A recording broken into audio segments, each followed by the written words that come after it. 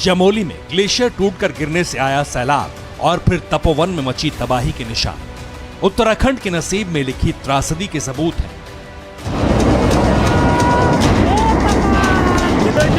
तूफान आ रहा जबरदस्त, कंपनी की तरफ जा रहा है ये।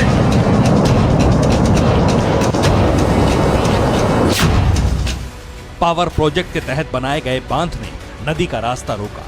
ग्लेशियर नदी में गिरा और नदी में पानी का दबाव इस कदर बढ़ा कि 13 मेगावाट बिजली का उत्पादन करने वाले पावर प्रोजेक्ट का डैम ध्वस्त हो गया। सैकड़ों लोग बह गए, कई मौतें हुई और कई लापता हो गए।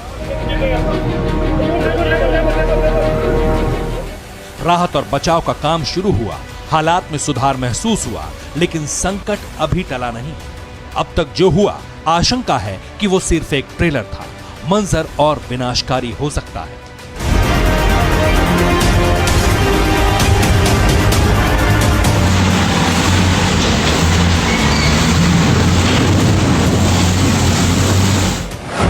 ऋषिगंगा नदी थम गई, पहाड़ पर झील बन गई।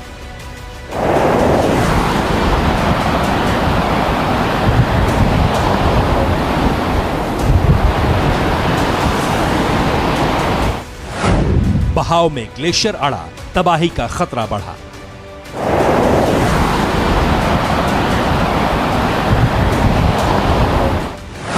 गांव का भविष्य संकट में, अलर्ट जारी, लोग सहमे।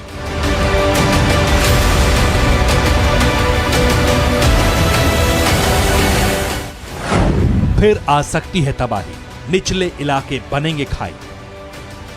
वो गया सब। बाप रे, ये कहां से आ गए यार? पता नहीं कहां से आया भाई, इतना बड़ा ये। बाप रे।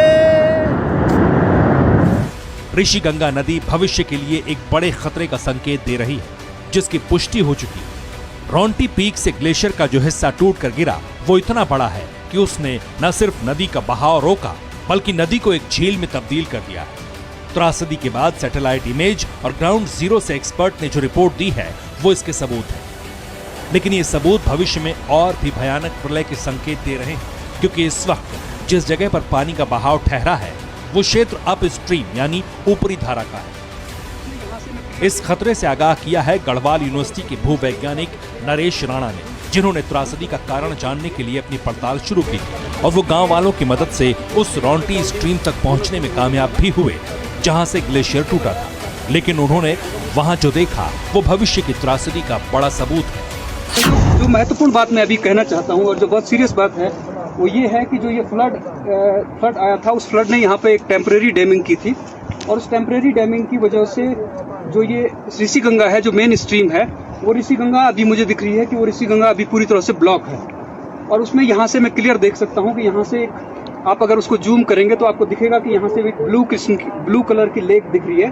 तो ब्लू कलर की लेक का मतलब है कि ये पानी काफ़ी देर से यहाँ पे पॉन्डिंग होना शुरू हो गया होगा और अभी क्योंकि ये काफ़ी स्टेबल है तो काफ़ी पीछे तक शायद गया होगा। मुझे इसके साइज़ के बारे में कोई अंदाज़ा नहीं है, क्योंकि यहाँ से ये पूरी तरह से नहीं दिख पा रहा है। लेकिन ये कह सकता हूँ कि ये पूरी तरह से अभी ये जो ऋषिगंगा जो है, वो पूरी तरह से अभी ब्लॉक हुई है और इन फ्यूचर मुझे नहीं पता कि कब तक, लेकिन इसमें ये ब्रीच भी होगी, ये दोबारा से टूटेगा और इसमें से फ्लड आ सकता है। तो इसको जो रेस्क्यू काम नीचे हो रहा है, वो रेस्क्यू काम इससे प्रभावित भी हो सकता है।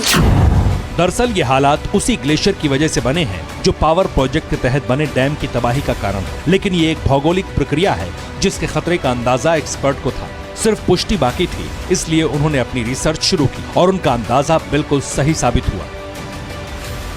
ग्लेशियर जिस जगह पर टूटा है, वो हिमालय का काफी ऊपरी हिस्सा है। इसे ही रोंटी पीक के नाम से जाना जाता है।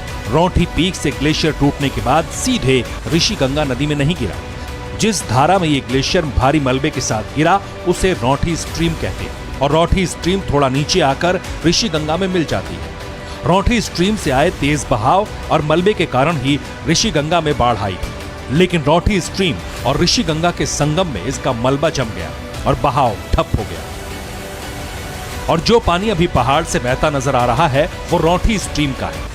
यानी अब संकट का कारण रोंटी स्ट्रीम नहीं, बल्कि वो ऋषिगंगा है जो झील में तब्दील हो चुकी। एरियल वीडियोग्राफी के जरिए भविष्य के संकट का आकलन भी किया जा चुका है। ऋषिगंगा का जम चुका पानी नीले रंग का दिख रहा है। अनुमान के तहत ये पानी काफी समय से जमा हुआ है। ये अचानक हुआ है तो झील का मुहाना टूट सकता है। ऋषि गंगा का पानी निचले क्षेत्र में तबाही ला सकता है। अगर ऊपरी धारा में झील पहले से है तो खतरा कम है।